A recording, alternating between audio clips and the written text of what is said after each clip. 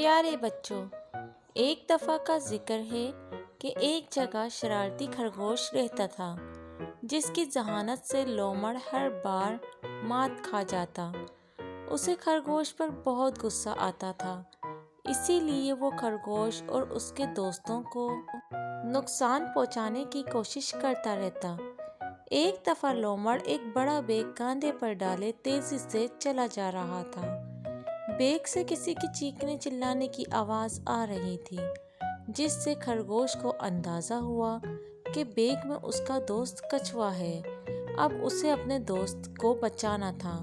خرگوش short cut لیتا جنگل کے درمیان سے تیزی سے بھاگتا لومڑ سے پہلے اس کے گھر پہنچا اور اس کے باغ کے سارے پھول توڑ کر زمین پر پھینک دیے اور خود گھر کے دروازے کے قریب ایک جگہ چھپ گیا۔ جو ہی لومڑ کاندھے پر بیگ لیے گھر پہنچا تو خرگوش نے آواز بدل کر سرگوشی کی، اے لومڑ، تمہیں چھڑی پکڑ کر فوراً باغ میں جانا چاہیے کیونکہ کسی نے تمہارے باغ کے خوبصورت پودے خراب کر دیے۔ یہ سنتے ہی لومڑ کو غصہ آیا۔ اس نے فوراً چھڑی اٹھائی اور باغ کی طرف بھاگا۔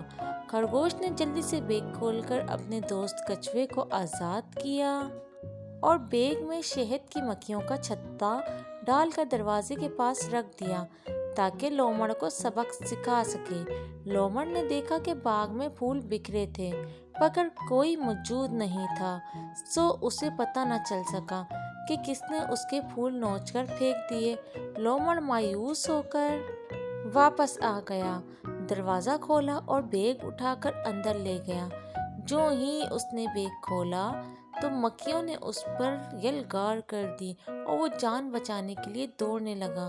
اس سے ہم نے یہ سبق سیکھا کہ جو دوسروں کا برا چاہتے ہیں ان کے اپنے ساتھ بھی برا ہوتا ہے، اور اچھے دوست مشکل وقت میں ہمیشہ کام آتے ہیں۔